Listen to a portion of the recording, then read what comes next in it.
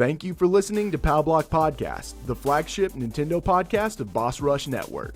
Do you need even more gaming and entertainment in your life? Head over to bossrush.net where you can find news, reviews, creators, podcasts, and more focused around the content you enjoy.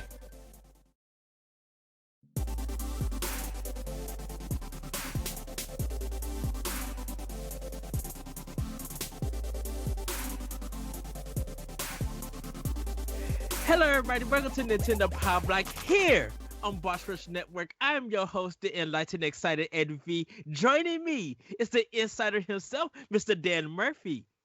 Hey everybody, Happy New Year. The gallivanting Gallatrat himself, Mr. Jacob Taylor. Happy New Year, everybody.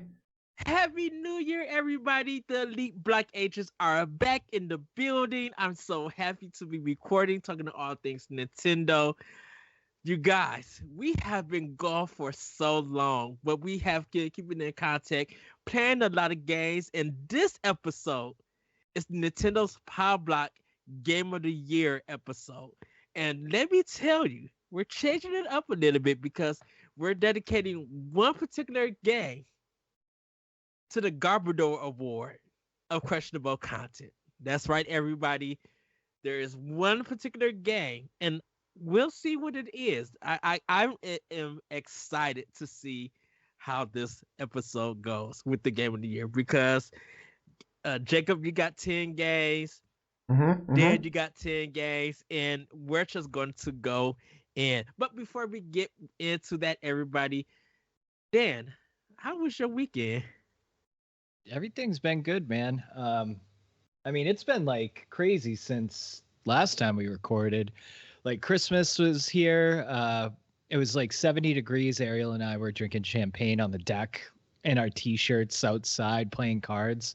And then the next week we got 20 inches of snow and lost power. So it's just been like crazy up and down. But yeah, things have been good. How about you? Oh man, so I've been working. I actually didn't get out of work until like 11 o'clock on Christmas Eve. And then I had to be at work the following day. Come to find out one of the managers wasn't feeling well. So I'm like, okay, that's fine. Get a phone call Sunday morning. She got COVID. Oh. And so that Sunday I had to work from 7:30 a.m. to 10 p.m. that night. So I did like kind of like a 15-hour day at work, which was fine. I'm just like, you know what? This is some good money. This will go towards me getting some new glasses. And I'm excited to do that. But it's been very interesting. Been playing a lot of games. Got some new snacks that I can't wait to talk to you guys about Snacktendo. Have some really good conversations for future podcast stuff that you guys will be able to see in the future. Just some really good discussions that we had. And yeah, just like you, Dan, we had some snow, but right now all our roads are slippery, so it's an ice capade out there. Just slippery everywhere, and it's been like in the negatives for the past 4 days. Here, but been doing a lot of gaming. I was telling Jacob. Been playing a lot of Xbox, getting some stuff there. But I'll talk about that a little bit later when we get into our holiday gaming. But Jacob, how was your weekend? My weekend was good, man. Becca came down from Tennessee, so she's been hanging out with me. She got a PS5 for Christmas, kind of. It was a gift for herself. But it's been a lot of fun watching her play. She's been kind of devouring Spider-Man. And then she wants to play Spider-Man Miles Morales, but she wants to play the first one first. And I even dipped into it a little bit. I played a little bit of Spider-Man, but I kind of got bored after enough time. I was gonna say, is there any room left for you after she got a PS5? No, yeah. I mean, I'm pretty much like I'm done. We're not really hanging out anymore. She just plays PS5. No. It's been good. We hung out with some friends of mine that she's also friends with, but has never actually met in person on Saturday, and kind of chilled. Been doing some good cooking, good meals. Excited to talk about Snacktindo this week. Oh, I am definitely excited. Dad, thank you for blessing me with the ramen picture. Oh, man. I Oh, noticed yes. that like I eat it every Monday before we record Pow Block too, because it's like it's actually pretty easy to make. So, Yeah. it's just like, yeah, it's funny. Well, everybody, might as well get into Snacktendo. Dad, what have you been snacking on? And what was your holiday snacks also? So for Christmas, I actually make every year I make a prime rib. It's like one thing I just do particularly really well. So we actually didn't see any family or anything. We went to my family's house for Thanksgiving, and all of her family's pretty far. So we just wanted to do Christmas at home this year. Mhm. So it was just her and I made a prime rib, and it was just like really nice and relaxing. But as far as like snacks go, um, Ariel's aunt does this thing where she makes like thousands and thousands and thousands of cookies. Like, they have this like double oven, and they make I think 26 different kinds of cookies, and they just divvy it up. They give it to their friends, they give it to their family, and like. I guess she started doing it as a gift like years ago, Mhm. and it just like turned into this mega production where they just make cookies for a week and mail them out. So we just got our cookies and fudge the other day, and it's like, Nice. none of them are bad. They're just awesome. It's like any cookie you could think of, it's there. And I think my favorite one of the bunch is a black and white cookie. Black and white cookie. Ooh. What's a black and white cookie? Oh, you've never had a black and white cookie? Oh, my favorite cookie is a snickerdoodle. Ooh, nice. And then like outside of that, there's like I like dark chocolate. I like white macadamia, but I don't know what a black and white. Yeah, it's literally a cookie that is split down the middle, and one side is white and one side is black. It's like I Half don't and know. half. Well, it's more the frosting that's on top that make it black and white, and I forget what like the nougat is, but it's something you just have to try. They're everywhere. Okay, I will. Yeah. I will have to look into it. Is it like the smiley face kind of icing to it? No, it's a very unique kind of ice cream. Okay. Yeah, because I know with a lot of cookies they use that kind of smiley face icing. It has a particular taste. They do it normally for sugar cookies. So that's why I was just like, I think I seen one. It's like the black part is brown, kind of to represent the chocolate, and then the white frosty, is like on the other side. Okay. Gotcha. All right. Was that all? That's all for me. Yeah. Okay, Jacob, what have you been snacking on? Yeah. Holiday snacks. So Becca makes delicious sausage balls. And so I've been eating a lot of those lately. But that's usually something that my mom makes for Christmas. Me and my brother love sausage balls, and so we usually eat all of them. But Becca made the mistake of making them one year, and we raved about them. So my mom was like, "You have to make them every year now. I'm no longer making sausage balls." So she made those, and they're absolutely delicious. She uses spicy sausage and then cream cheese and regular cheese. And it's so good. But then we also picked up a slow cooker, so we've been having a lot of like slow cooker meals. We made taco soup, which was just like a whole bunch of different beans and other things, corn and other things like that put into the slow cooker and then cooked over like 6 hours. And oh my god, I've been eating it pretty regularly. I'm gonna have it for lunch tomorrow as well because we still have leftovers from it. We also had potato soup. We had slow cooker potato soup and fresh homemade garlic bread last night. Becca made the garlic bread. It was absolutely delicious. Like just really nice, like artisan garlic bread. None of this like put into an oven stuff. And the potato soup I actually liked a little bit more than the taco soup because it was just like it was really hearty, but still kind of it had that creaminess to it because it had some like whole milk and some other ingredients that I don't actually remember. But on the snack side of things, Ed, have you had? So I know you and Becca for a while there had like a Mountain Dew exchanging thing going on. Yes. Have you had Mountain Dew Spark yet? Yes, I have, and I will be talking about that. Okay. But go ahead. So we picked up Mountain Dew Spark, and I gotta say it's not great, but it's not bad. It's like a very like subtle flavor change in my opinion, and I do like I like drinking it with a meal. I can't really drink Mountain Dew with a meal. It's more of just like I want a soda. But this is more like it's a lot more tame. So it's very more like it's more sippable, I think, which is nice. And today I found while I was out shopping, I found the Reese's and potato chip cups. No. And potato chip cups. I'm not even starting there. Becca hated them. I gave her one and I had the other, and she made like an awful face after the first bite and then handed it to me. I love them though. I think that they're like that perfect because like they've done the pretzels and they did they've done Reese's like Reese's Pieces inside the Reese's cups. And then I think there was one other thing that they did. Maybe it was just like regular peanuts, but like all of those had like a saltiness to them. But this potato chip one was definitely the best out of all of it. It's because the potato chip tastes like a Rice Krispie. Yeah. With all that peanut butter. Yeah, so you yeah. don't get that saltiness in it. Yeah, it was solid. Solid 10 out of 10. Probably my favorite Reese's cup at this moment in time. Until you try. Are you done? Yeah, I'm done. That's it for me. So I'm gonna go do my snack stuff first before I get into my holiday meal. Mm-hmm. So I have had the Reese's snack cake. This is a Reese's cup.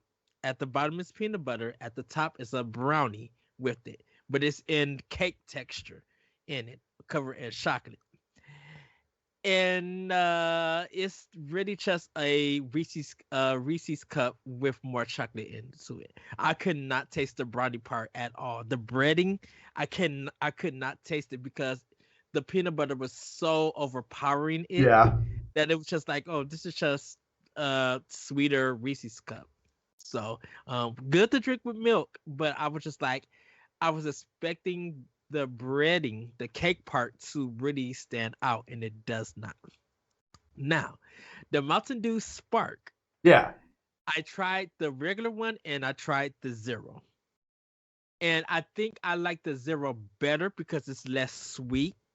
It's less sour. The regular Spark tastes just like a lemonade Mountain Dew. I cannot taste no raspberry in it. And I was Go ahead. No, I was just gonna say that's fair. Sorry.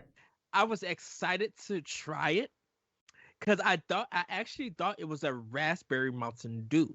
I didn't know that it was a raspberry lemonade, and I think because when you drink it cold the first time, it tastes like a Baja Blast. Mm-hmm. And so I'm like, I'm feeling it. I'm not feeling it. But I think I like the zero better because it's the less sugar or no sugar, and it's less sour and less sweet with it. Like I had to sip on the regular Spark, but with the zero sugar, I had to take it to the head. I literally just like go, and it was good. Now, shout out to Geek Bro 27. He was able to find the the Cinegrams Toasted Crunch. I can't find it yet, but he said it's top tier. He really liked it. I have this Kit Kat. This Kit Kat is a strawberry and dark chocolate. Limited edition, I think, for Valentine's Day. Yeah. It's top tier. Top tier snack for Valentine's, and they need to keep this one. The strawberry literally tastes like a strawberry milkshake. It's so smooth and creamy, and the dark chocolate just balance it out.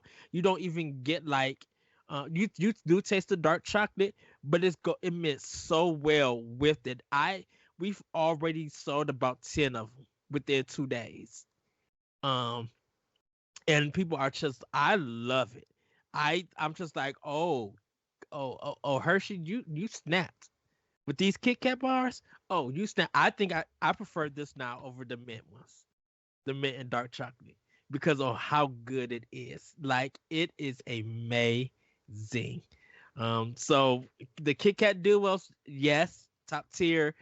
The Reese's Snack Cake, if it's on sale, you could try it. The Mountain Dew, if you're curious, I say try it. Last but not least, I I talk about the Mountain Dew gingerbread drink. I left it in my car on accident in the cold weather and got in and was just like, okay, this is liquid. It has some ice. The gingerbread tastes better as a slushy than a regular drink. Like if you could get this as a slushy, you would love it more. Cause that gingerbread and that with the Mountain Dew as a slushy was so good than just a regular drink. So, my holiday meal, my mom she made some broccoli and cheese casserole. Oh, I love broccoli and oh, cheese casserole. so good, man. Um, we had ham, and then she got these small sandwiches. I think she got them from a grocery store or some specialty shop. Man, I ate about 3 of them, and when I woke up, it was like almost 10 o'clock in the morning the next day. I was just like, whoo, it puts me out. They were so good. Um, and yeah, and then just eating, Christmas candy and like gummies and stuff like there. Oh, so last one, everybody. And I'll talk about this on the next Nintendo. I picked up some jelly bean gummies. They just came out. So they're the jelly bean flavors that's gummies. They have a regular and a sour flavor. So I will talk about that at next Nintendo. But that's been Nintendo, everybody. We're gonna move on quickly to our holiday gaming. Anything like interesting that you guys played over the holidays? Uh, Jacob.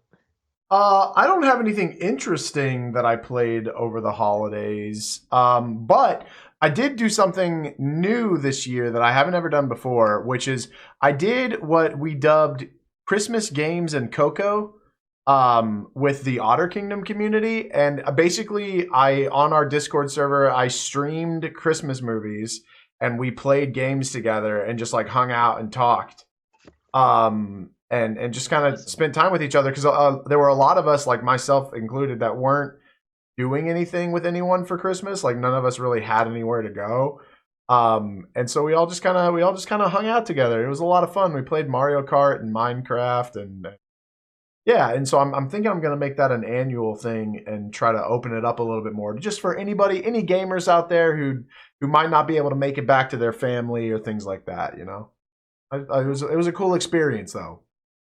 Nice. That sounds awesome. Yeah. Yes. Dan, any holiday gaming for you over the break? No, I mean we'll get into it towards the end. But like nothing in particular, nothing Christmassy. Okay. For me, like I mentioned earlier, I played a lot of Xbox. Played like Tango Tower, finished up Firewatch. We're gonna be doing a talk and walk about that. And finished the Gunk. For Xbox, which was a really good game. I picked up the 5-month Game Pass deal that's going on that Microsoft sent me for Xbox. So I'm going to be playing some stuff. I've been playing some stuff off of that. And then when it gets to the last month, I'm going to cancel the service and call it a day and move on because it's a good service, but man, does the interface look janky. I was just like, ooh, this is I'm like people are paying $10 to $15 and this looks basic. This is where it looks worse than the UI. When you cut it on the system. I'm just like, oh, come on, Microsoft. Y'all gotta get better. Y'all gotta fix this. Y'all gotta get it together. But yeah, that's kind of all my holiday gaming until I get to playing with Power. But everybody, we're gonna get into game fact events, and I actually have the game fact events. Um, so Dan and Jacob, do you know what CIC means? No. Have you heard of it? Nope. Use it in a sentence. Nintendo uses a CIC for some of their games in the past. No. Oh, I Okay. can't even think of what an acronym So might be. So CIC stands for Checking Integrated Circuit. This was the name of Nintendo's lockout chip for the NES. It was nicknamed as the 10 NES or tennis, if you want to say. It had three main purposes: to give Nintendo complete control over software for the console, prevent unlicensed and pirated games from running on the NES, and it was used to region lock the NES. Uh, the patent for it though expired January 24th, 2005.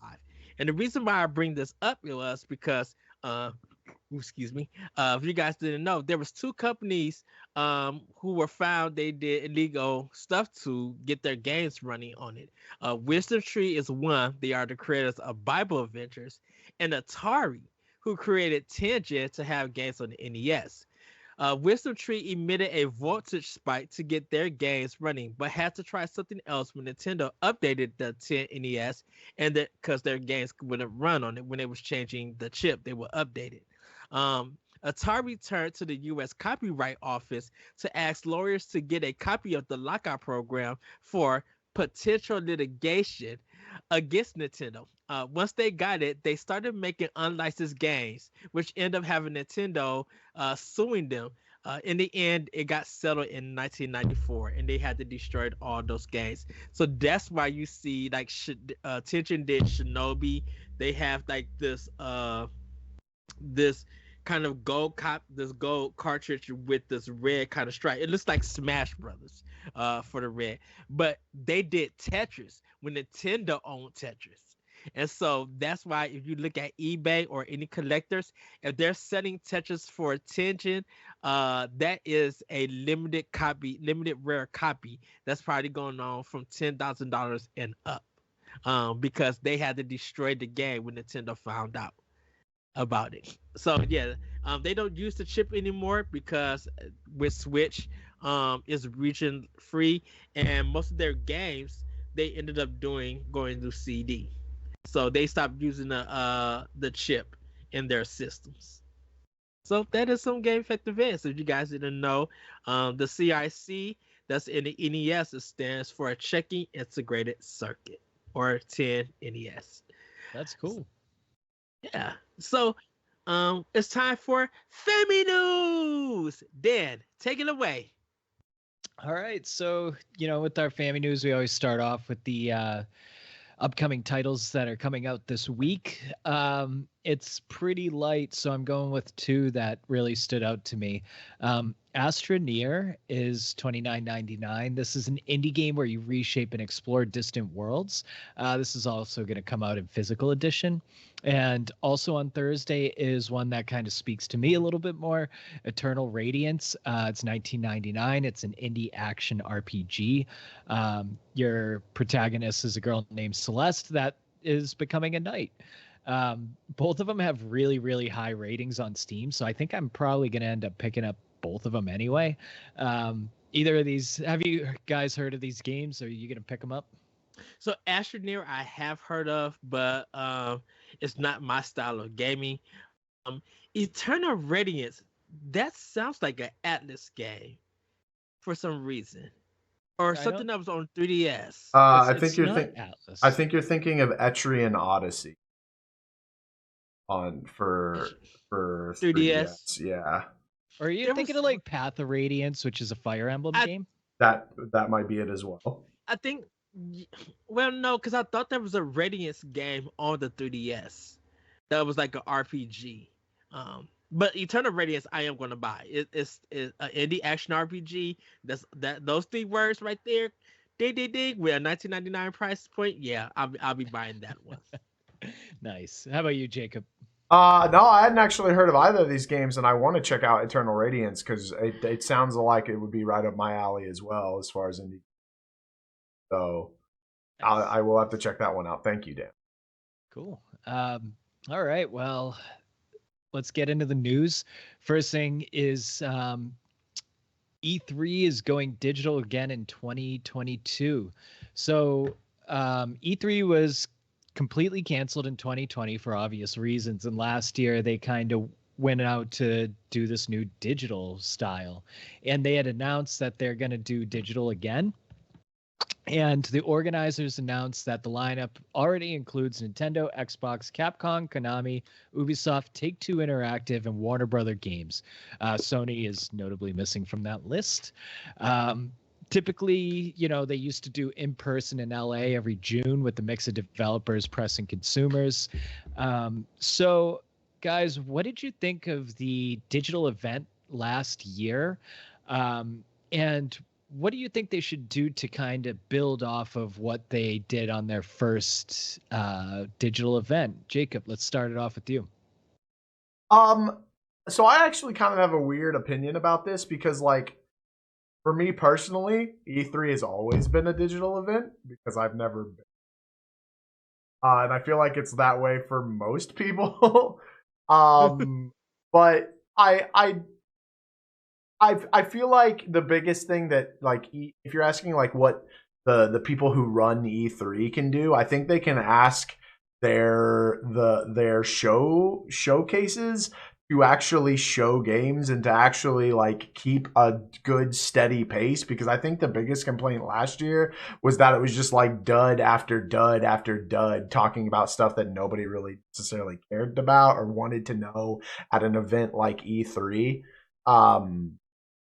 That's kind of the most that I can do, and maybe even they might even have to go so far as to be like, you have a hard cap for the you don't get to buy extra hours, you get this many hours, you get this many minutes, whatever, and that you have to fit your show into that. I think maybe that limitation might be a cause for somebody. I also think that Sony not showing up, I feel like that kind of needs to be just kind of considered the norm for them now. Because I don't think they've shown up for the past 3, right? Yeah, this would be their third one. Yeah. So I feel like not having Sony, because like usually there's a lot of speculation that comes from that, right? But I feel like at this point we need to just accept that nope, Sony's going to do their own thing for E3. They're not going to be a part of the game, and just move on with our lives.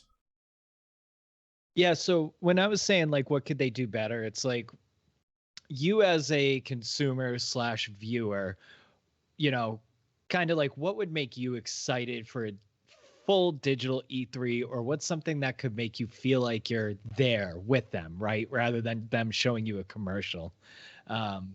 Okay, so yeah. So like what sorry, let me just I'll finish this and then I'll get back to you. But like one thing I was thinking is like, while you're watching something like let's say there's a Treehouse for Nintendo, if they're playing something that's like about to be released, they can upload a demo and you can like play it while they're playing the demo, and they can kind of elaborate with you, and that demo would only be there for like a certain amount of time. Like I think something cool like that would be like a nice thing to do for the consumers or the viewers and make you feel like you're more present with E3. You know what I mean? Yes. No, that is the only suggestion actually that I think could really make that feeling happen, because going to E3, other than seeing the set pieces, and maybe actually never mind, I just thought of another one. But going to E3 and getting to play the demos there is the big takeaway for a gamer, right? Is that, and then there's also getting to see the set pieces, which I think maybe they could do in between showcases. They could do like a walk around the stage, have like their own crew set up. I know that like Nintendo, they would have like Kit and Krista do walkarounds for that. But if it's digital, there's not going to be any set pieces, right? So then you have to figure out what do we fit in that place. And I really can't think of anything in that regards. Maybe like they could try incorporating, if there's going to be more than just like the Mario movie, if there's more games that are becoming movies or TV shows, maybe they could incorporate trailers into that. But honestly, the biggest addition to make digital viewers feel like they're there is going to be to add the demos to available to everybody. Right. And then man, I don't know. Ed, do you have any ideas on like what you would want E3 to do? So, about the demo thing, Microsoft is great about doing demos because they do like an indie collection where you get to try all the indie games that they showed in their presentation. When it comes to Nintendo, I think what I would love to see more is that, of course, yes, the demo thing is good. Of course, sales and everything is good. I would kind of love to see that if you are a Nintendo Online subscriber, definitely if you got the plus, you get to try all the demos right after E3. I mean, right after their Nintendo presentation. So when they do the Treehouse stuff, maybe there's additional part of the game that they didn't show that they let you, the player, try. So let's say, and we know Breath of the Wild. I don't think they'll let everybody play. I think there'll be selected titles. But just think about it. You as a Nintendo Online subscriber, they're playing this Tetris 99 E3 demo because it's all E3. If you are a subscriber, not only do you get this, but you get these stages and everything. And while doing that, if you play it, just even if you play it, you get additional coins for your account, for your Nintendo Online account. That you don't spend to buy games, but you spend to get like merchandise from Nintendo themselves. Like you get some kind of benefit and reward and everything. Um, so I think they could add. I think Nintendo can add that to it. Um, I do agree that this is them going digital has always been there. I think it's working.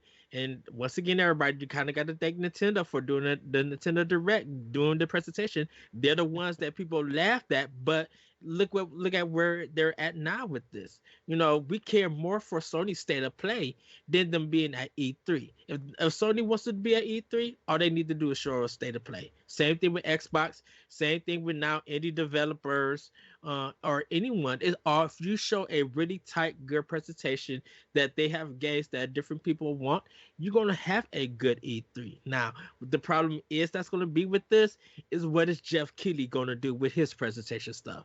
Because that involving with E3, there's gonna be too many presentations, too many games, and just like you said, Jacob, it's gonna be too much fluff if they just do it dud after dud after dud.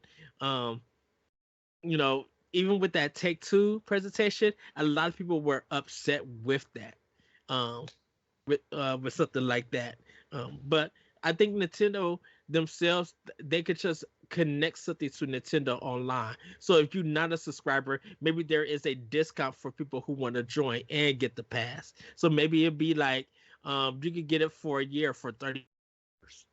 Um, but then the following year you get it for it just back up to 50. So you get all of these games and then you get these demos. And maybe because like they did the Animal Crossing DLC, you'll still get that, but maybe you'll get some demos of games that they didn't even show in Treehouse. Yeah. Maybe they be like, here's Bayonetta 3. We only showed you the first level, but now here's a trial version of it that you get that first and second level with a costume or something.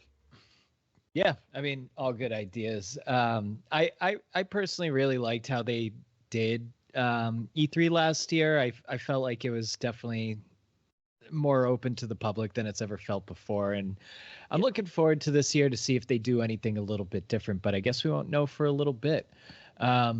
Anyways, we're gonna just move on to the next topic.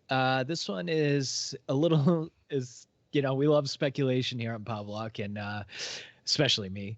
And so speaking to gamesindustry.biz, Catan Games consultant Dr. Serkan Toto gave several predictions for 2022, but one of them was more of an inside scoop than a prediction. Toto said Mario Kart 9 is in development now and noted that Mario Kart as a brand has been relatively quiet since the mobile-only Mario Kart Tour launched a few years ago. Quote, I am aware that Mario Kart 8 Deluxe is still selling very well on the Nintendo Switch, but Mario Kart 9 is in active development and comes with a new twist, and Nintendo could tease it this year, he said. So, guys, I guess there's a little bit to unpack there. Mario Kart 9, are you excited? Is it time? And what could this twist be? I'll start this off because I'm probably the only person in the world older than the age of 8 that plays Mario Kart Tour. So Mario Kart Tour has these, it has like every new tour they have is like 2 weeks and they do like 2 new skins and you kind of just like, you race and collect and then you can not buy, but like you draw. It's like a gacha mechanic for, new skins and everything. But like there is so much to collect and so much to design your characters with. And like I would love to see some sort of online kind of weekly missions and things to do. And maybe that could be towards the twist in Mario Kart 9, or it could just be new characters. I would be surprised if they release it for the current Switch. Mario Kart just seems like a console seller, so I just can't imagine that we would get it now. But those are my opinions. What are yours, Ed? I'm sure you got a lot. Mario Kart 9 is going open world. They're going open world like it's a Forza. It's like a Forza. If you want a twist, a really unexpected twist from Nintendo and Mario Kart, is going open world. That you could just that's not a twist. That's a genre change. But the thing about the twist is that you've been set. You only been set with 12 tracks per start of the game. Just think open world game and this game being continuous, you could visit different worlds and do different tracks. So you just don't get that 12. The game literally opens up. Maybe Bandai Namco is playing a part and there's going to be a Mario Kart 9 arcade at Dave & Buster's. So maybe there could be some information or some kind of transfer that's going to happen to your Mario Kart 9 app that you have on your iPhone or Android that you could somehow like scan to the Mario Kart 9 arcade game. It reads it and bam, you can start picking up stuff right there or having tracks like that. Okay. That's what I said. If you're gonna do a twist, even though that's a different genre, think about an open world Mario Kart 9, and just think of what lands they could put on it. Think of them going to Wario World, Wario Land, or not only are you driving the cars and the motorcycles, maybe there's a new kind of form of transportation that's going to be on it. So I'm actually following you a little bit. I think this is like what you're thinking of is more towards like Crash Team Racing and how they did their single player mode. That sounds much more reasonable, but that's not open world. Open world sounds like just chaos. But think like that's why I said like Forza Horizon. Because that is open world and you have other players, whether they're in the game or they're ghosts, they're driving around on the street in areas. So maybe you actually see your friends, they're ghosts driving around, or maybe they are online. You'd be like, oh, there go Dan and Jacob. Oh, they about to race at Toadstool's Palace. Let me drive up and join them. And bam, instant, we got a race getting ready to go. Mario Kart is going MMORPG. Oh my Jacob, gosh. Can you find a middle ground between us? I mean, my middle ground is kind of pessimistic. So like the last big change that Mario Kart did, the last like gimmick that they did that I thought actually impacted the game was Mario Kart Double Dash, where you had 2 drivers, you had 2 people on a cart. Because that allowed you to not only have the benefit of having 2 items, but you could switch which item you were currently holding. So like it had like strategy to it as well, right? And like as much as driving a bike is cool, as much as driving an ATV is cool as it is to fly and go underwater and be on anti-gravity, upside down, you're still just moving forward. Like all of those things are just different methods to move forward. They're not changing the gameplay at all. And like I just haven't I'll be honest, I've talked about it a lot on stream. The gravity in Mario Kart 8, I don't even care. I don't even notice. I unless I stop racing, I stop being in first, force myself to look around, I don't even notice that I'm upside down. Like, it doesn't matter. I'm just moving forward. That's all I'm doing. So, like, the biggest thing to me would be the Mario Kart Tour, because, like, you see it a lot on Twitter right now. There's like I don't know if you've been a part of it or not, but there's like a discourse between people that want Nintendo Kart and people that don't want Nintendo Kart, because Mario Kart's Mario Kart and they got to have Mario characters and that's what makes it fun. But then in that group of people, there's also the like subgroup of there's too many copies in Mario Kart. We need more original characters, but they also don't like the Nintendo characters idea. It's this weird argument that I've been like enjoying comically from the sidelines. But I will say, if they do bring anything from Mario Kart Tour, I hope that it's skins. I hope that we don't have gold, rose gold, Peach, and Tanuki Mario. I hope that those are skins for Mario and Peach, and you have more things to collect. Because let me tell you, nothing makes me play more Mario Kart than when I back out of that race and a screen pops up and is like, hey, you unlocked a new cart. You unlocked a new thing. Because then I'm like, great, I'm going to go use that now. And like see how it works. And then I get out of that race and hey, there's another thing that I've just unlocked. Now I'm going to go use that and keep me playing your game. And don't get me wrong, I love Mario Kart. That's not like all that's not to dig on it at all. I absolutely adore Mario Kart as a series, but like it really hasn't changed at all since Double Dash. And unfortunately, in my opinion, it got worse because I thought Double Dash brought a lot of strategic gameplay elements to the table and they wiped that away. Yeah, I'm with you. It's I mean, Mario Kart 8 is like it's the best Mario Kart. Oh, for right? sure. Like just it like everything is so smooth, so perfect. Like it's just the best Mario Kart. But yeah, I would have loved to see something new or different. And I would like to see more single player, right? Like yeah. I don't always just want to play online or with friends or anything. Like sometimes I actually want to like, race some cups and unlock things like we used to. Or maybe like challenges, like you could have like a hit 3 other drivers with green shells during this Grand Prix. Right. Like those are like Mario Kart Tour type. Yeah, things. yeah. All right, so I think we got everything out of that. Our next topic, we saw a big acquisition coming up. Take-Two acquires Zynga for $12.7 billion. Take-Two Interactive Software is acquiring Zynga in a $12.7 billion deal. The two companies confirmed on Monday. The colossal sum includes Take-Two paying $9.86 per share plus Zynga's debt in order for the company to make moves in the mobile market. The deal is the largest sum of money paid out for an acquisition in video game history, surpassing Microsoft's 2020 acquisition of Bethesda for $7.5 billion and Tencent's 2016 acquisition of Clash of Clans studio Supercell for $8.6. Activision Blizzard had a similar deal in 2015 where they bought Candy Crush developer King for $5.9 billion. So Zynga is known for Farmville and Words with Friends. Farmville closed down permanently in 2020. So that's not even a thing. And Take-Two, the third largest game company in the West after Activision Blizzard and EA, owns 2K, Rockstar, and Ghost Story Games. So they're responsible for series like BioShock, Borderlands, XCOM, and Grand Theft Auto. And right now, the only thing in production for Zynga is Star Wars Hunters. So that'll be coming to Switch this year.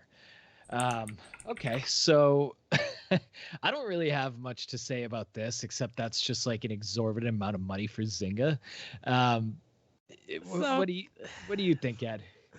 So first of all, they should have used that money to get Rockstar to actually fix Grand Theft Auto Trilogy, because that is a hot wreck on all platforms. Second, Farmville is coming back. That is going to be on every platform because they know that it's going to make them money with that. So Farmville is going to come back. I think it's going to get revamped. I think it's going to, for some people, be almost on the level of The Sims. Was Farmville that it was like a Facebook farming? It was, simulator, yeah. right? Yeah. Okay. Yeah. My dad got super into it. Yeah, so I think they're going to be bringing it to every platform. They know that they're going to recuperate their money. Because the thing about it is, since they are talented in making mobile style games, a lot of their franchises are going to be now coming to mobile through Zynga, and they know they're going to be some good quality. So there's probably is going to be a BioShock. There probably is going to be an NBA 2K. There probably is going to be a WWE stuff, and Zynga's going to handle all of that.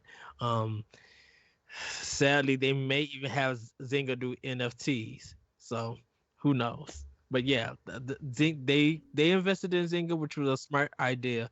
So we shall see. What about you, Jake? Jacob? What do you think? I actually thought Zynga was dead already.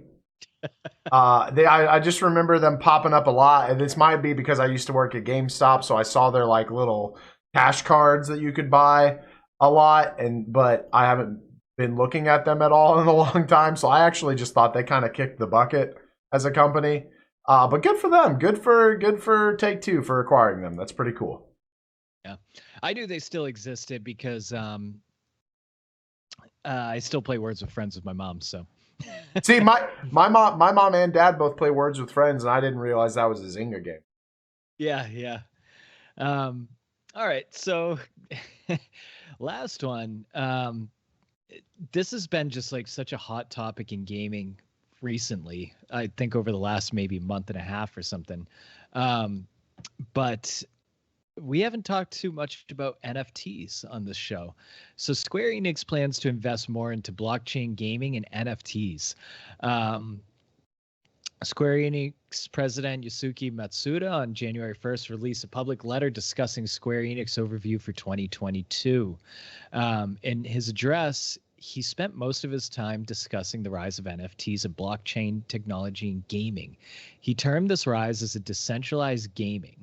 He also said that the metaverse was a hot topic for 2021, inspiring a lively global conversation first about what the metaverse is, and then about what sort of business opportunities it presents.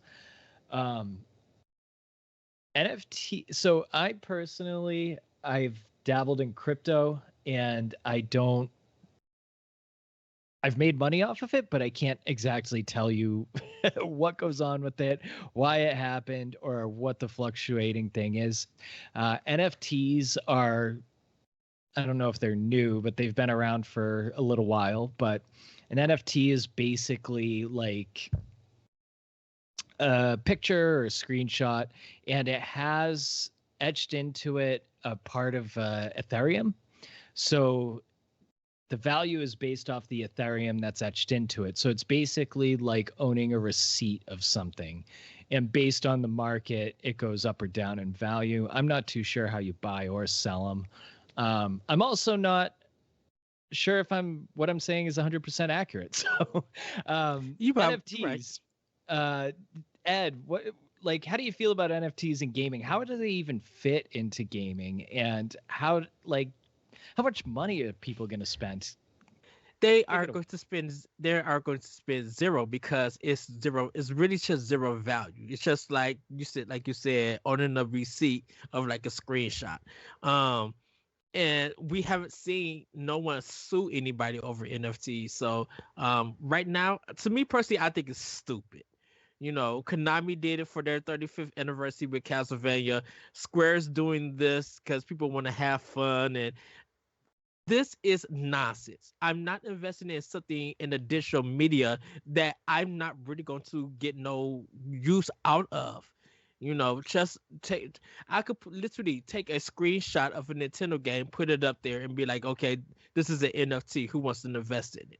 Like, it doesn't do nothing for me. Square Enix, if you're going to invest in this, I'm going to invest of ignoring this forever, because I'm not getting nothing in it.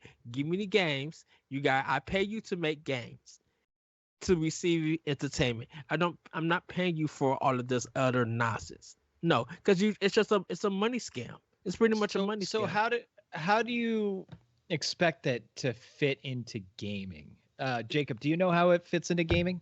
Yeah, so I'm gonna do my best to put out the knowledge that I have from my limited research on this, which the way that I understand it is basically, like you're saying, it's a receipt for something, which is, so like in gaming terms, right? I buy all digital games. I've talked about that a lot on this podcast. I only buy digital games unless I cannot get it digitally, like Ring Fit Adventure, right? So what an NFT might be used for, or that process, what that process might be used for in terms of gaming, is that I get a receipt for my digital game that I bought. And just like I can with physical games, I own that digital copy of the game, right? I don't own the game. I don't own the license of the game, anything like that. But I own that game just like I would physically. And I could trade it to somebody else, or I could give it to somebody else, much like you could sell stock or trade stock. There can be found value in that. The reason that would now be considered a legal process is because of the receipt, because I have the access to say, no, I own this, I bought this, I paid money for this, and I'm now giving it up, giving it over, and giving that license to somebody else, right? So there are uses that could be considered through a different means. Right now, it's being treated more like stock, more like the stock market, where like people think that it's worth it's assigning value where there is none, right? The only reason a dollar is because we say it's a dollar. It has no actual value. It has no actual worth to what we do. But they're assigning value where there is none. And I think that that sort of concept could be used for gaming in that way. Is to give digital currency, things digitally that you have, DLC, games, whatever, something that makes it so that you actually own them and can do with them what you would like. In legal terms, there would be like laws that you'd have to follow, but that's at least how I understand it. Again, I've only done a little bit of research into it, but like it very much is just like it's like if Nintendo were to sell Dan the rights to Mario, right? Like Mario's not a thing. Mario's not a person, not something tangible that you can hold, but Nintendo owns Mario. They have a copyright on it. It's kind of like that, I think. But again, not fully aware of everything behind it. Now, so you say like, it's a digital receipt with an NFT, correct? Yes. Yeah. Yes. Now, with an NFT, it has to be linked to blockchain because the receipt is etched or taken, whatever word you want to use. And it has part Ethereum. I think Ethereum is the only one that's working with NFTs. I might be wrong on that. So now, does that mean that we start purchasing games via blockchain or cryptocurrency? Because right, so it's like, or do we just purchase it based off of the value? So like, these are the things I just kind of don't understand with it. Ed, I know you had a little bit more to say. Like, let's. Oh no. No, my thing is it's stupid. I don't think people are going to invest in it. I think it's a money grab that Square Enix is going to try. Because just think about it. They're going to invest in this and put it out, but then they're gonna be like, oh, here go just a little picture of some data for $29.99, and it's gonna be like, I'm not investing in this. I'm not going to pay that much. Like, to me, it's DLC, but you're not getting none of the content. It's just saying that you have it. But you don't actually, it's not anything that you could play or use to benefit you as a gamer or anything. Yeah. So I rather, if I'm going to invest anything outside of gaming for a company, I'm going to buy your merchandise. I'm going to buy your soundtrack. I'm going to buy a teddy bear or a plush or something, because that is something not only that is tangible, but to me, first, it's a collector's item. Second, it's something that I cherish and means something to me. I'm not going to give you just free money for something that I'm not going to cherish or have no use for. Right. So, so as a counter argument to that is that, like, I again, as somebody who champions the digital realm when it comes to gaming, I own all of my games on Switch. As long as the Switch that my games are registered to license wise, and my SD card holds out, my games will forever be there. However, the day that Nintendo shuts off that Switch eShop, if any of those things break, if any of those physical things break for me, I no longer have access to those. Like, that would be the one time that I would lose all of my digital games. And an NFT, in theory, would allow me to say, no, I still own this. I'm going to re-download it, or I'm going to put it on my computer for safekeeping so that I can re-download it later, however many times I want. Similar to how you can take a physical game and rip the data off of it onto a computer and make as many copies as you want for yourself. I'm not able to do that with my digital games legally, but this could be a method of me able to do that.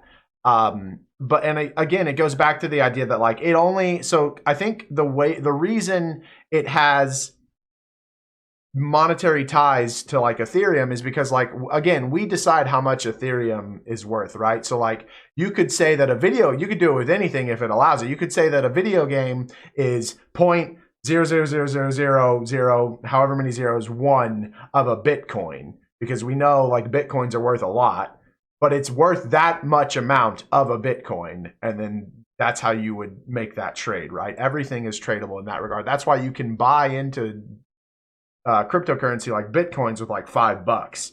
You don't have to buy an entire Bitcoin. You can buy part of a Bitcoin, and then a bunch of other people buy part of a Bitcoin, and all of y'all collectively together own one Bitcoin.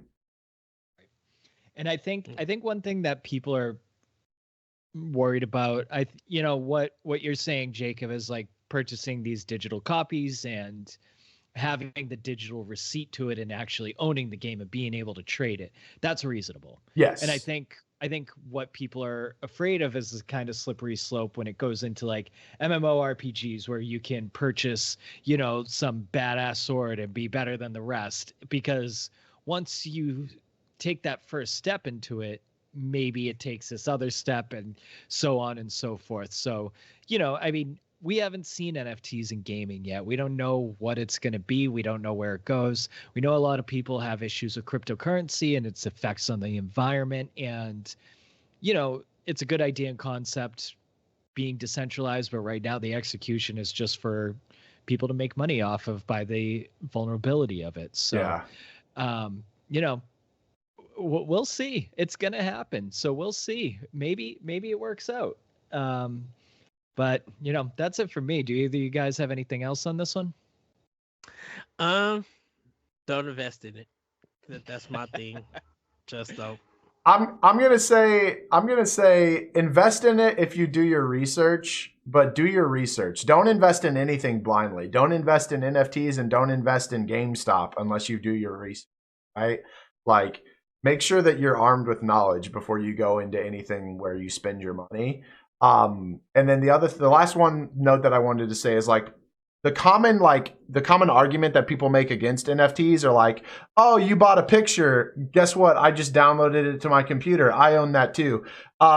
If there were laws and regulations surrounding NFTs that the government has set up, then people could make you take that down. You could get sued for downloading that picture. Like that's all it would take. It's same again, back to the whole Mario concept. But you'd have to prove that you own it, which is with the NFT. Yes, yeah.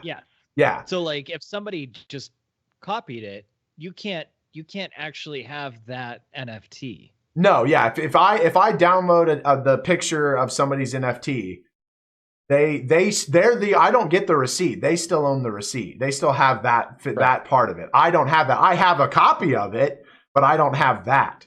And that's where like that kind of comes into play, and that kind of depends on where our laws take us, is how much we actually hold credit to this, because right now I don't think there's anybody that's willing to take this to court.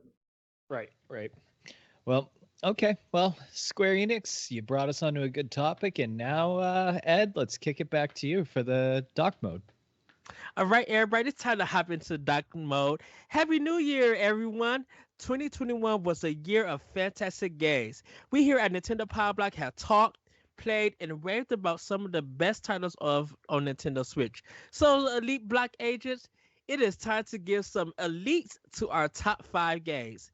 In the end, only one game will win our Power Block Game of the Year. We also have 5 honorable mentions, and for the first time, one game will receive the Garbodor Award for its questionable content. Ready, Elite Black Agents? Let's go! Can you also So- explain what Garbodor is to the people like me, by the way? The Yes. non-Pokemon fans. So, Garbodor is a Pokemon, and I think he's from Black and White, Jacob, I think. Yes. Yes, he is a made out of garbage, out of trash. He's wrapped up. He got legs and he got eyes. So it's kind of just like the smelly, like representing some of the worst of gaming and stuff. It's nothing with Garbodor himself, but to instead of calling the game should compare garbage or something like that, it's gonna win this award for its questionable content. We're being nice to it, but it is going to win this award. And for the first time, we are going to award this. It's not to be mean spirit or anything, but the developers know you did not release a good product out. You had the time to get it out. Hopefully you had the money and the employees to do it, even if you had delays. You had time to get this game cleaned up, or even after you released it, you had time to put in patches. So only one game will win it, and I probably is, but we won't know until we get to the end of it. So we're gonna start with our 5 honorable mentions, starting with number 10. Jacob, what is your number 10 game? Honorable Or mention. Honorable mention number 10 is Pokemon BDSP. Really enjoyed it. It just wasn't good enough, and I don't personally consider it new, even though it was brand new to me because I skipped Diamond and Pearl when they first came out. But it had just enough flaws to not quite be in that top 5. All right, Dan, you're number 10. So this is separate, and I know it came out with 3D World, but I'm going with like just Bowser's Fury because that's the game that came with it. Bowser's Fury, contrary to one chair on this panel, Bowser's Fury was like a really cool concept. It was a little bit it was just fun to kind of use all the 3D worlds, like the cat suit and the boomerang suit, just like in this kind of little open world environment. It really kind of seemed like a beta test for a future Mario game more than an actual game itself. But I really just enjoyed having more Mario content. So Bowser's Fury will go number 10. Number 10 for me is Cyber Shadow. Great level design, great fights, great bosses. It is challenging. I did not like the soundtrack to this game, so that's why it's number my 10 honorable mentions. But I do recommend. I did a review for it on Boss Rush. Everybody go check it out. I do love this game. It's really good. But the soundtrack, that was the reason why I couldn't put it up. Jacob, what is your number 9? Number 9 is Mario Golf Super Rush. I very much enjoy playing the multiplayer of this game, though I wish there was more to it, which that goes in big case for the single player. I feel like the single player started off really strong and then very quickly lost all of its forward momentum and then was suddenly crashing to a halt, and I had finished it. Okay, Dan.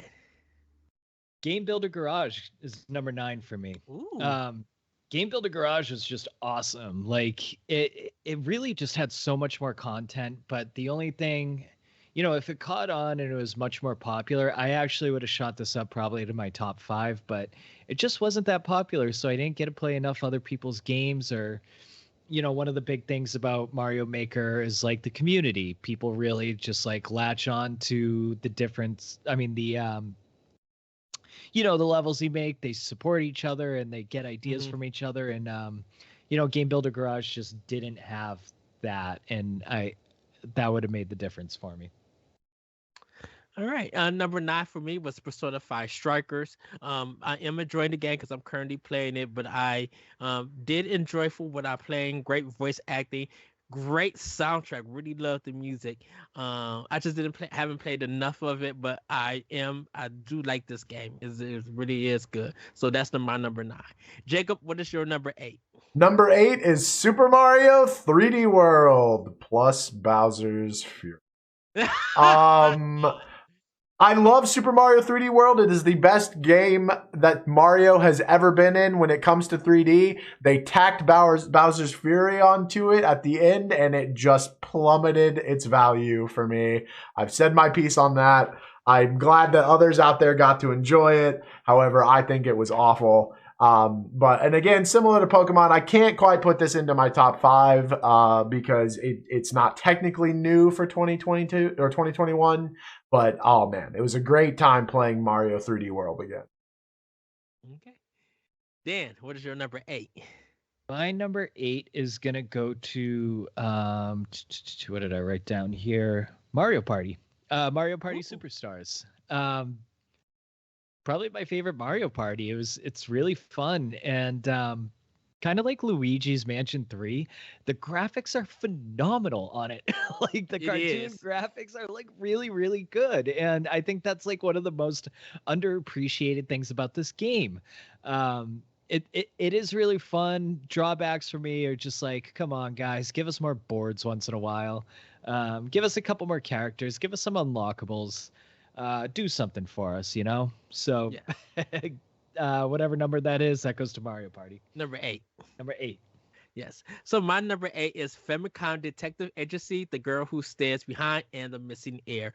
These two are adventure games that never came to America. They are remakes of, or kind of remakes of the old game that was on the Famicom in Japan. Is a like adventure kind of game. In the range of like Hotel Dusk. I did enjoy it. I love the story. I love the missions, or the suspense and the music and stuff. I think the problem was that there is a lot of talking, and it's really kind of hard to figure out how to progress through the game. The way that they got it kind of set up though with both games is kind of weird, but I enjoyed it for what it was and everything, and I was happy to get these games that I never knew that Nintendo made. So number 8 is Famicom Detective Agency, The Girl Who Stands Behind, and The Missing Heir. Jacob, what's your number 7? My number 7 is Shin Megami Tensei 5. I personally have not played it yet. However, I have read all of the reviews. I've played all the other Shin Megami Tensei games. I love Atlus. They're my second favorite developer, only second to Nintendo. I've been waiting until my Christmas and New Year's break, but then I just got too busy to actually start it. So I'm going to be devouring it throughout all of 2022. Make sure you message me if you need any hints. I will if I do, but I don't think I would. Oh, trust me, Dan knows his RPGs. I know he do. I know he do. All right, Dan, what is your number 7? My number 7 is going to go to Tetris Effect. Tetris is just such a flawless game, right? That's why it's lasted 40 years and it's still amazing. Tetris Effect took everything good about Tetris and made it better. It gave it good music. It gave it good visuals. Play it on the OLED, you're gonna love it. Tetris Effect, awesome. Oh, and the multiplayer is great. Yes. Number 7 for me is Ghosts and Goblins Resurrection. I love this game. I love that it's hard. I love that it's kicking my tail. I love the fact that I'm still in the boxer shorts with Arthur. I recently wrote an editorial about the series. You guys go read it on Boss Rush Network on our page. This game is like amazing, and the graphics is beautiful. It's so and just completely enjoyable. It'll frustrate you at times. You'll yell at it, but I really love this game. It's really fun and everything. So Ghosts and Goblins Resurrection is my number 7. So our number 6, this is the last one. This is the top of our honorable mentions. Jacob, what is your top honorable mention? Legend of Zelda Skyward Sword, the last game that didn't make it into my top 5 because it's technically a remake or re-release. I'm so glad that Skyward Sword finally got the representation that it deserves, and people were able to enjoy it without complaining about motion controls, even though the motion controls were perfect to begin with. That game is the best Zelda story in any of the Zelda games. And it needed to come out of its awful realm that it was in on the Golden Goose. Or the Wii, sorry. What is your top tier honorable mention, Dan? Your number 6. I do agree with you, Jacob. Like, I personally don't love Skyward Sword. I think the overworld is such a drag, but the story is, if you're a Zelda fan, you have to play it for the story. You have to. Yep. Like, no question about it. Number 6 is going to be probably a big surprise for people that know me. I'm going to go with Shin Megami Tensei 5. Ooh. I really, really loved the gameplay loop. But Shin Megami Tensei 5, when I finished it, it gave me that kind of feeling that Octopath Traveler gave me at the end. I didn't feel satisfied. The story just wasn't there for me, and the grind was a little bit too much. So again, this is a personal opinion. I play JRPGs much different than a lot of other people, but that's kind of where I stand with Shin Megami Tensei 5. All right, and my top tier honorable mention, my number 6, Monster Hunter Stories 2. Beautiful game. I love just finding different monsters, getting the egg and running, or walking out. I need to invest more time in it. But I was so ready and so hyped for this game. It's just that too much came out after it, and I'm just like, man, how do I balance Monster Hunter 2 Stories 2 while having Game Builder Garage and Mario Golf and all these other indie games? Definitely with E3 coming up, preparing for that. But yeah, Monster Hunter Stories 2 I really do enjoy. I think it's a really great game, and I gotta give it to Capcom. They came out strong this year for Nintendo Switch. They literally came out strong. So everybody, that is our honorable mentions. We're gonna get into our top 5. Dan, I'm gonna start it off with you.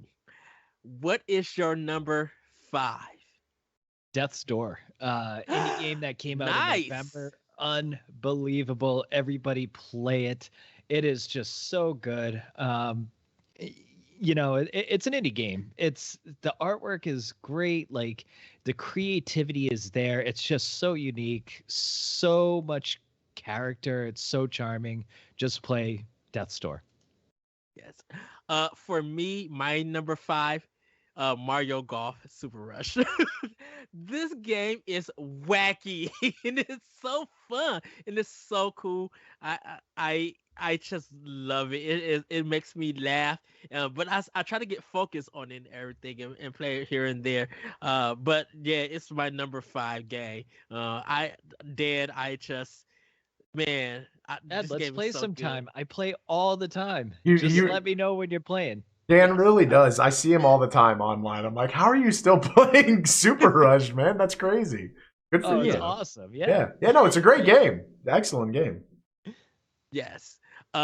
Jacob, what is your number 5? My number 5 is new Pokemon Snap. It would be higher, but unfortunately there were just some things about it that I didn't personally vibe with me. I really preferred about the original Pokemon Snap. Felt much more puzzle-based, while this one just felt more like a guided tour. However, the visuals for it are phenomenal, and the community around it when it launched was just so wonderful. Plus, it was a very, very big heartwarming moment for me personally, which I've mentioned before, where Ed surprised me while I was streaming with it.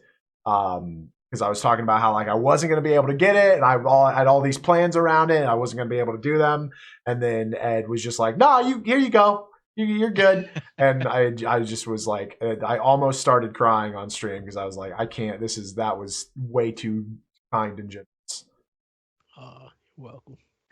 Dan, what is your number 4? Did you give your number 5, Ed? Oh yeah, Mario. no, you did. Yeah, sorry. Yeah, you did. We're not paying attention. Yeah, apparently I'm not either.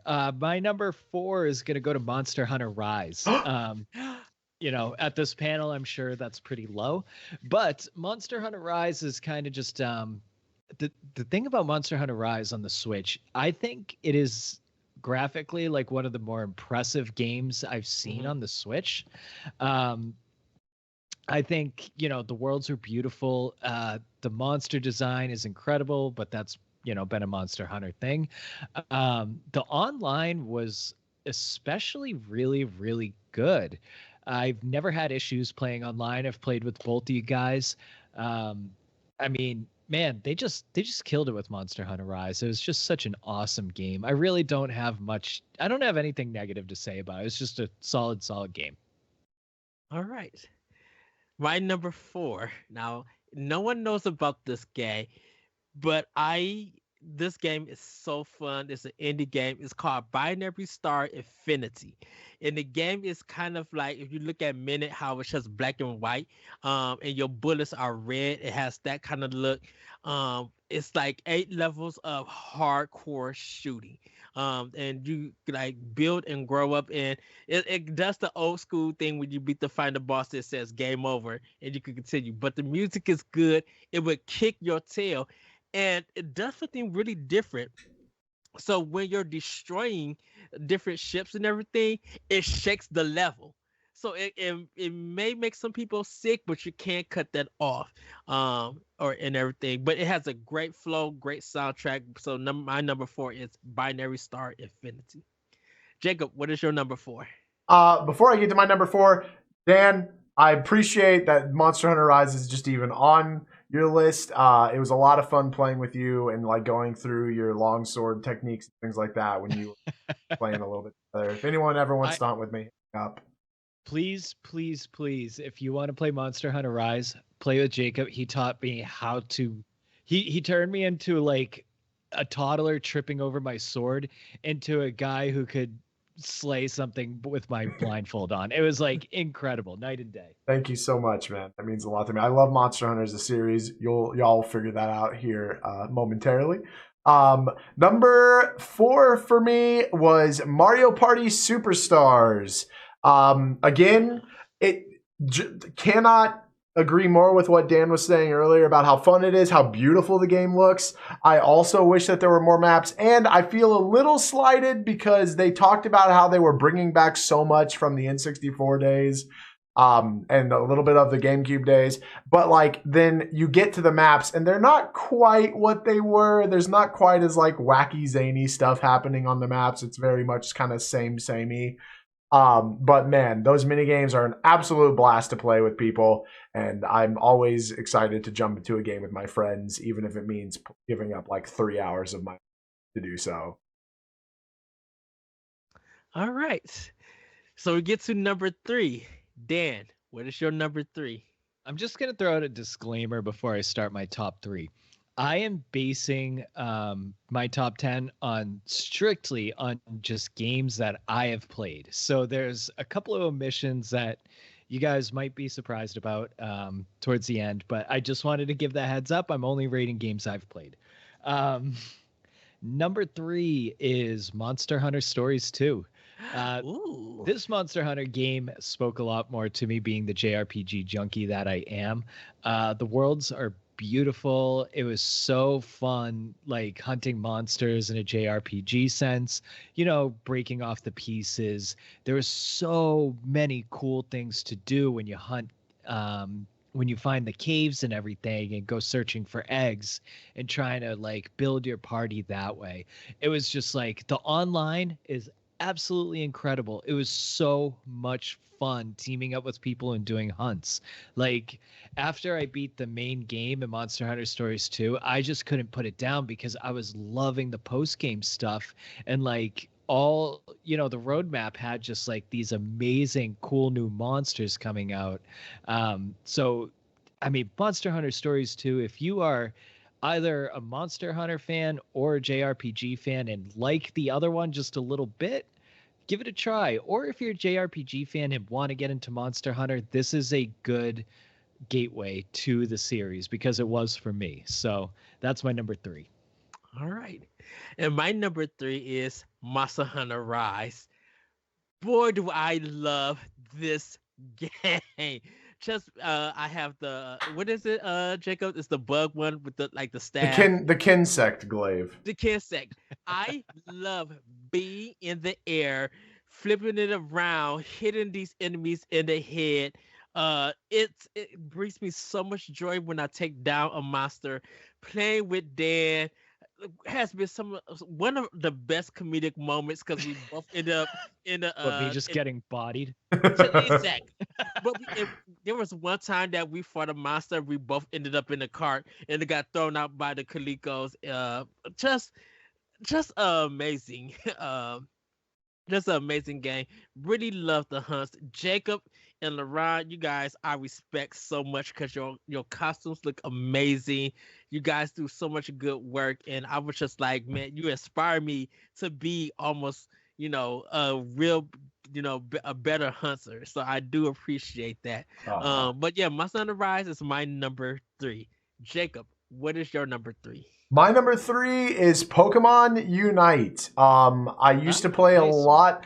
I used to play a lot of League of Legends until it got to the point where I couldn't, for my own health, like my own sanity anymore. And but I really missed the MOBA genre, and Pokemon Unite brings it back in a way that is bite-sized and just very, very easy to pick up. Still rage-inducing as any competitive multiplayer game is for me, but man, I adore it. I've done pretty much everything, every event that they have to offer, every challenge that they offer each week. I've done. Absolutely love Pokemon Unite and play it at least once a day, either on my phone or on Switch. All right. Are you still playing it once a day? Yeah. Nice. That's awesome. Nice. All right. It's time for our number 2. Dan, what is your second game before we get, where? My number 2 is Chicory: A Colorful Tale. Nice. This is an indie game that released on PlayStation and Steam at the beginning of the year. It came to Switch, I think. It shadow dropped in December after the indie showcase. Chicory is an interesting game. It is you're a little dog and you have a paintbrush, and the goal is to bring color back into the world. This game was very surprising to me. I really just thought I was going to play a game with a cute dog and kind of a cute concept. But it turned into kind of a lot more to me, right? It touched up on a lot of really deep topics with the dialogue. It talked a lot about it talked a lot about imposter syndrome. It talked a lot about depression and, just heavy topics, but it was very comforting reading it that way and playing through it with, the characters in this game. And there was no combat whatsoever. And it was puzzle based, and really everything was just comforting about it. You go into these areas, you get the satisfaction of, coloring the world the way you want to. So Chicory just had so much to offer. The music was beautiful. It was done by the composer of Celeste. So really, if you want to kick back, relax, chill game, Chicory is the way to go. And even if you just want a game that's actually going to make you think, it's going to make you really interested in the story and characters, check this game out because it's really good, and I believe it's just criminally underrated. It's just such a comfort game. It's so good. Yeah. Well, my number 2, I have wrote a review of this. I have been telling everybody about it. I'm planning on probably repurchasing this game, but Voice of Cards. This is a card-based role-playing game from Square Enix. It's only 7 levels. I love the story. It's probably the best soundtrack of 2021, and the music, just the interludes, the voice acting, even when there was stuff that I was finding when I did a replay of this game, it sucked me in. There's a demo out for it, and I was just like, okay, I'm learning this game because the combat is really easy to learn. But man, you get into the story, it's funny, it's great writing. You kind of like there's some twists in it, and you kind of feel for the characters and everything. The character and drawings is amazing. Now I'm going to say this, like I said before, there is some male artwork that is going to drop your jaw. You're gonna be like, wow, Square Enix. But yeah, Voice of Cards is my number two. Okay, Jacob, what is your number two? My number 2 is Metroid Dread, the game that came back after like I think 16 years. I still am very much combating like whether or not I'm more of a Metroid fan than I am a Legend of Zelda fan, because I got super into Metroid when they re-announced it. Yeah, no, that game, man, I like. It's gotten to the point where like I'm not a speedrunner by any means, but like I can beat that game in about 2 hours. No way. Yeah, just running through it. I know where to go, know what to do, and like it's still a blast even then. Like it's fun to just sit down and play that game. All right. Before we get to our number one, it is time to give it to our Garbodor of the Year award for questionable content. And I'm going to start this one off. Baldo. I think you mean the unanimous number one vote. I think you mean Baldo, the Guardian Owls, capital B, capital T, lowercase g, lowercase o. When you don't even get the name correct. Oh my God. You pointed that out to me. I got so irrationally pissed off. It's what's worse is it's right on Steam. It's right on their website. It's Baldo : the Guardian Owls, all property capitalized. Like, why? I just why? It's a personal challenge to me, to myself, to beat that game this year. Like just so that I don't sit there knowing that I gave them money and didn't get anything out of it other than rage. Like, oh my God, that is the most masochistic thing I've ever heard. I know. It's gonna be a series. I'll check in when I start it every week of how it's going and whether or not I've ended my life from it. No, that game is so bad, and it made such promises and comes from such a great studio head, and like just great concepts. But man, what happened? And it got delayed like several times. What happened? Delayed for? I got hard locked out of the game. Like in the first You told me that. Expletive temple. You told me that, and I got to that point, and I was just like, oh, and I did it, and was like, yeah, I could see how that would happen, and got lucky enough that like I got inside. Like, oh my God, I don't understand. Like, and it was like, what is the point of giving you hearts if you're gonna die anytime something touches you? And not only that, it was like the game over screen took forever. It did. I talked about that. I was like, listen, in Celeste, you die a lot. You die a lot. But it's instant. You die, you're back at the start of where you need to be. And like you just keep going. Like it's almost like you didn't even die. It's almost like you just hit the reset button yourself. That game, it's so long, and it eats inputs. So sometimes you go to push A to get past the game over menu, and it doesn't move. It just stays there because it's like, oh no, you didn't actually push A. Sorry. And like, again, with the hearts thing, an enemy will hit you, and sometimes it'll do 1 heart of damage. And sometimes it'll do 3 hearts of damage, and it's the exact same enemy. And everybody, you wonder why is our Garbodor of the Year for questionable content. Oh my God. It was and then just like anytime you fell off into the water, you die. I don't know. A mess of a game, just absolute utter mess. And what also drove me crazy was there was other hard locks in it as well. I did not get further into the game, but there were other people who did, and there was this thing where like you had to lead a skeleton into a cage, and it didn't work. So on their Twitter, they were like, we have patch fixes, but they didn't tell you what the patch was. So you had to go into the game and play the stupid part again to figure out if they fixed what you're stuck on because you had no idea. Like, it was. And to top it all off, this is something that they had known about for a while because reviewers who had there were reviews where the guy reviewing it got like halfway through his review and was like, and that's it, because I was almost done and the game corrupted and I lost all of my save data and I wasn't about to play it again. Like, it's insane.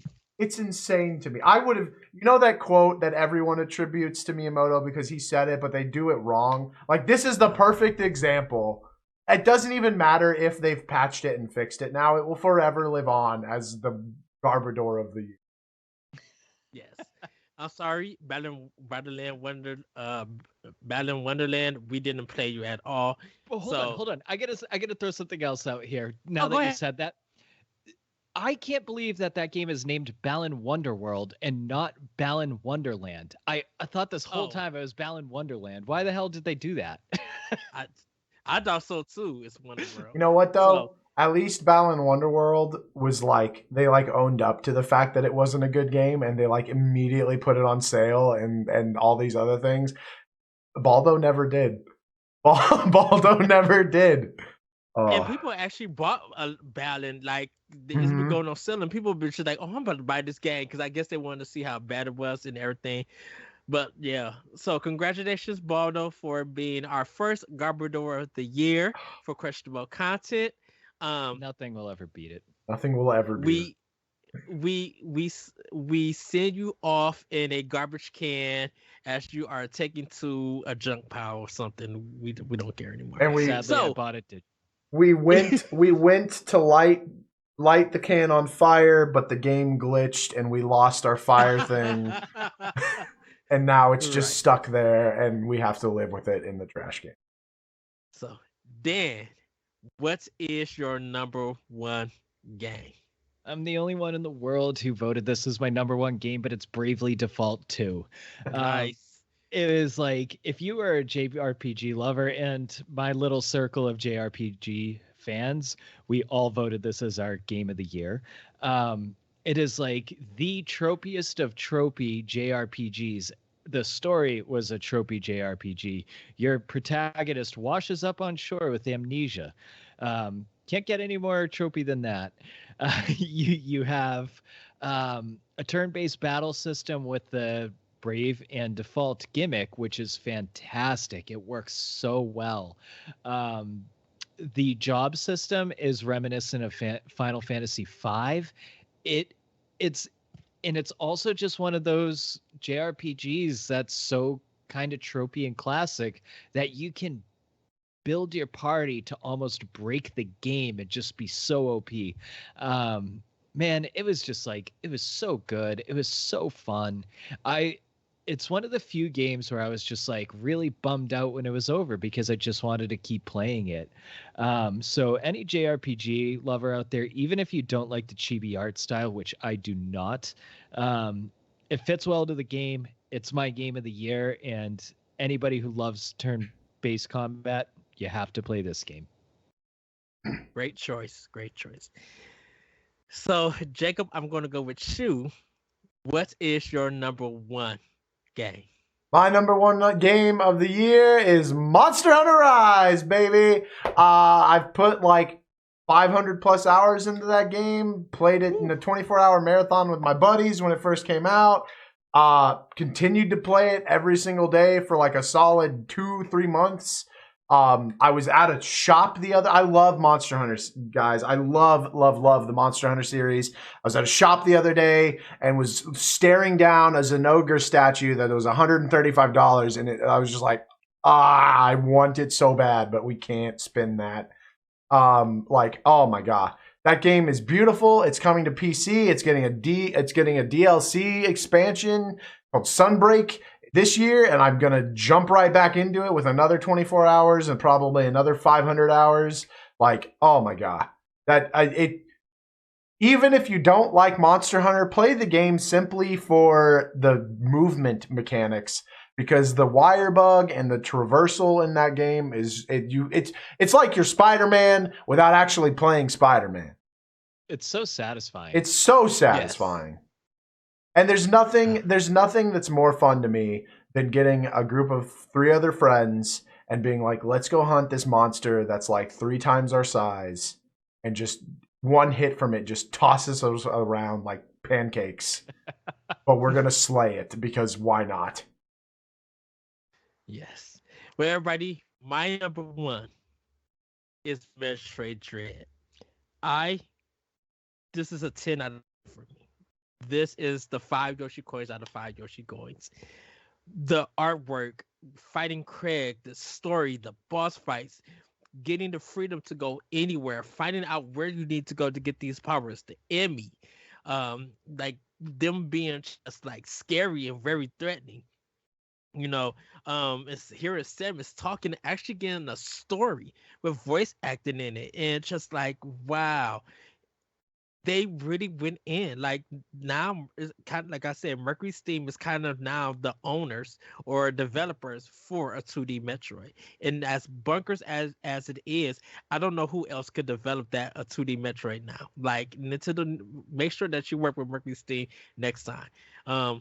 It's just perfect in every way, and I love the moody music. I love when you get in a train, you just see the water moving, the artwork, the stuff that's going on in the background. Man, it's just jaw dropping. Like, times that I had to put the controller down, and I 100%ed the game. So that's those shine sparks. They ain't no joke. No, they're not. But yeah, Metroid Dread is my number 1, and everybody. Getting 10 points out of the 3 of us, our Nintendo Power Block Game of the Year goes to Monster Hunter Rise. Right? Let's go. Dan made it his number 4, which gave it 2 points. It was my number 3. That gave it 3 points, which was 5. And Jacob gave it number 1, which gave it 5 points, which gave it 10. Metroid Dread came in at number 9, and I think our third game it's Mario Golf. I think that's the one that we all had. I didn't have Mario Golf. Oh, you did? No. And did you have it in there?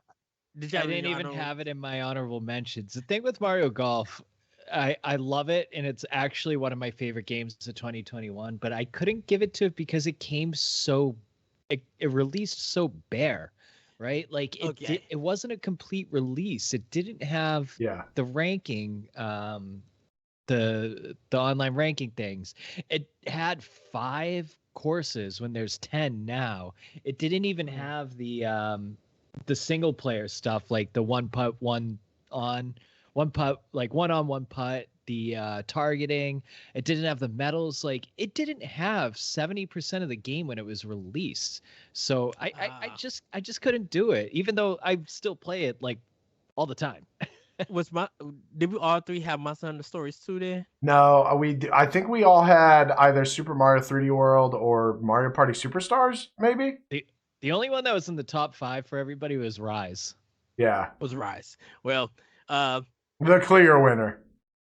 We're going to give it to Monster Hunter Stories 2. That's number 3. Yeah, that's fine.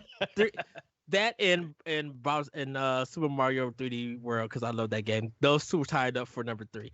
But yeah, Metroid Dread is number 2, and Monster Hunter Rise is the Nintendo Power Block Game of the Year for 2021. Congratulations, Capcom, for this.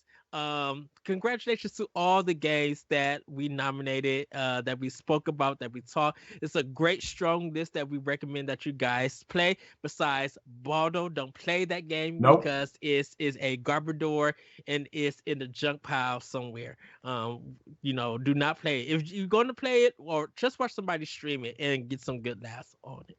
But then, everybody, we're going to get into Play with Power. Dan, what have you been playing with Power? So I've been trying to bang out Picross S2 before S7 came out, which was today. I didn't get to finish it, so I was playing that a lot. I finished Chicory a couple weeks ago. We talked about that, so I don't really need to say much more on it.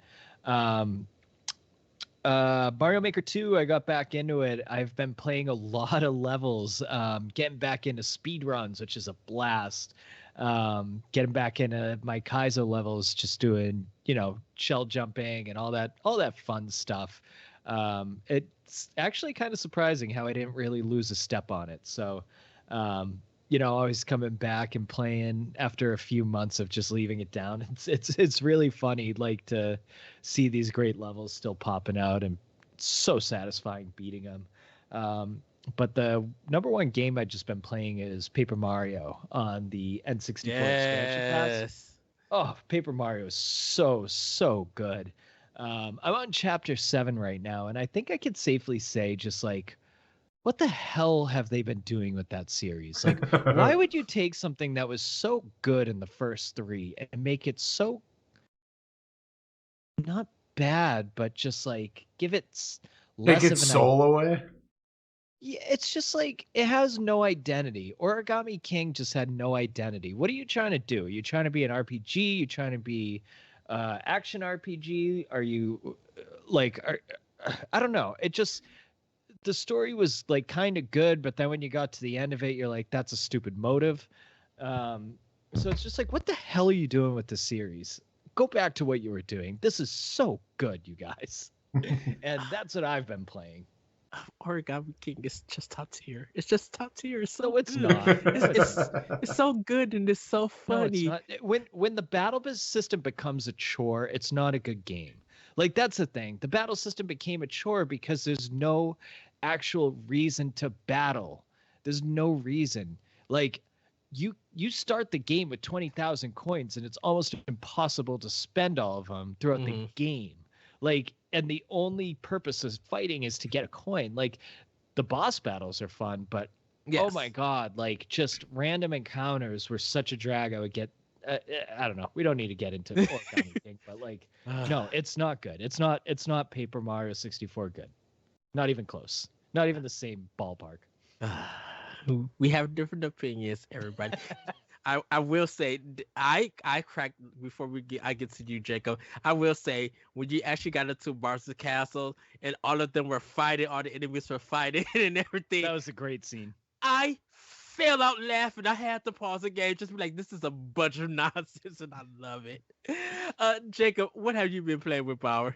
Yeah, so other than my usual things like Mario Kart, Minecraft, Pokemon, I've been playing, well, I say playing, I devoured a little game called The Messenger developed by... Sweet. Yes, dude, oh my god. Developed by Sabotage Studio, published by Devolver Digital.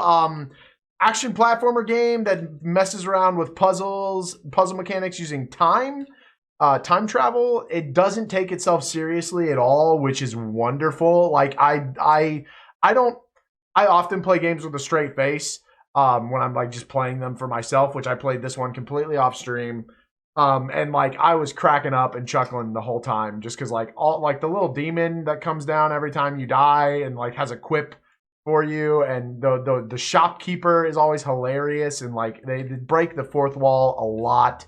Plus, the gameplay itself has like it brings in a very what is called flow in anything really that you do, but in gaming, where like you kind of forget that you're playing the game and you just kind of become one and do everything instinctually. It had a lot of that with like the way the game moves. So like when you swing your sword, you get an in-air jump called an air step, I think, or a wind step. And so there's a lot of platforming that involves that. I've completely 100%ed the main campaign, and I'm now chipping away at the free DLC, the Island Sunset or whatever it is. But I picked this game up because of the Indie Direct that happened, where I think it was Sea of Stars. Is that correct, guys? Do y'all remember? Yeah. And they said that it's tied to this, but not necessary. I was like, I don't care if it's not necessary. It's tied to it. That means it's necessary for me. Because that game looks amazing.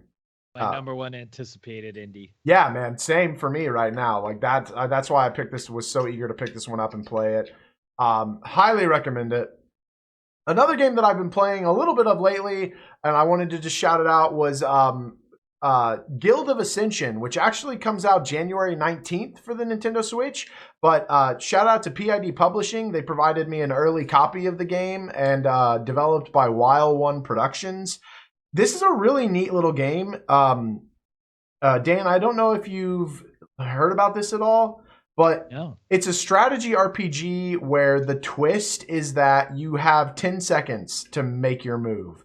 And it's all like, it's not, you don't click through menus. You have to do the things. It's like an action strategy RPG on a grid.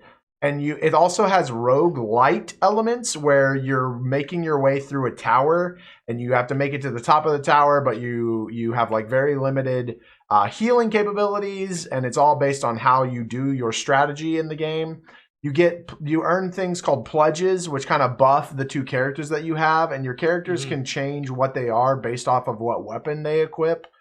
There are a few graphical glitches, nothing too big. One of the funniest one that I've seen is that like one of the characters wears like a jester hat, and randomly it'll just go flying around the screen for no reason.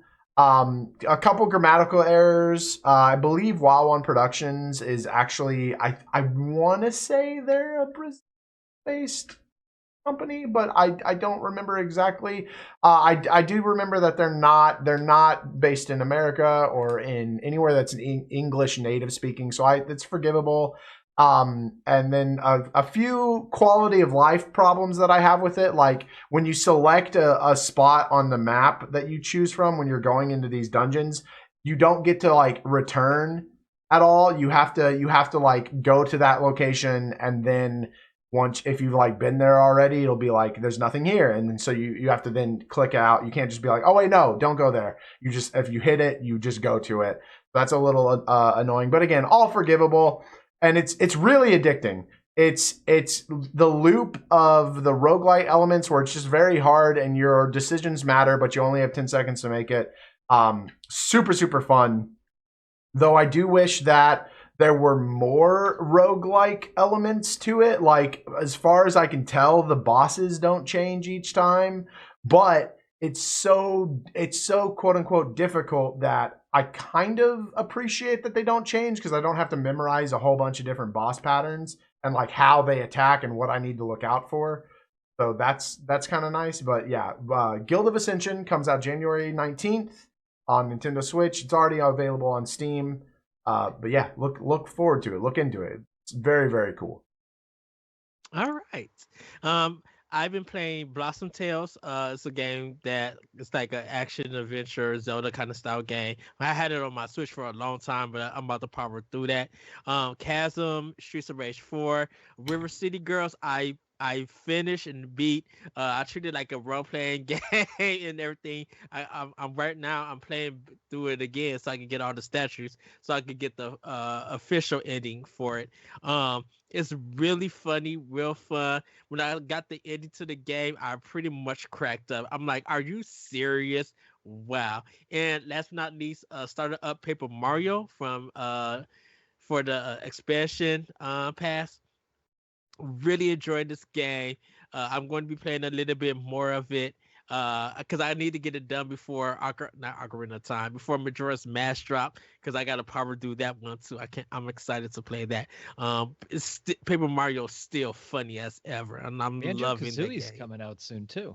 Yeah, this month it's supposed to be out. So yeah, those are the games that I am playing with Power. And with that, everybody, that has been Nintendo Power Block. Before we actually go, just want to let you all know, Boss Rush Network has started a Patreon. You can go to www.patreon.com/BossRushNetwork and check out all our tiers that we have on there.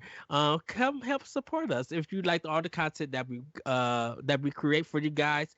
There is some good bonuses that you guys are able to check out. We do recommend that take a look, see which ones you think that you can support us with, and if you want to support us, go ahead and choose it and everything. With that, everybody, thank you, Dan. Thank you, Jacob. Where actually I forgot, Dan, where can we find you? You can find me on Twitter at DCDM99, and you can find my articles on www.bossrush.net. I actually just put out an article today of my top 10 indies that released on Switch in 2021, if you want to check that out. Yes, Jacob, where can we find you? You can find me everywhere on the internet at Galutrad. That's Galutrad. You guys can find me on Twitter at ThatBretcherCode, and also join us on our Discord at Nintendo Power Block. And join us at Power Block Podcast on Twitter. Catch up with us. We want to talk to you guys and we want to interact. We got a lot of great things coming for you guys for 2021. With that, everybody, have a great week, have a great weekend, and we'll see you next time on Nintendo Power Block. Bye, everybody. Woo-hoo! Bye.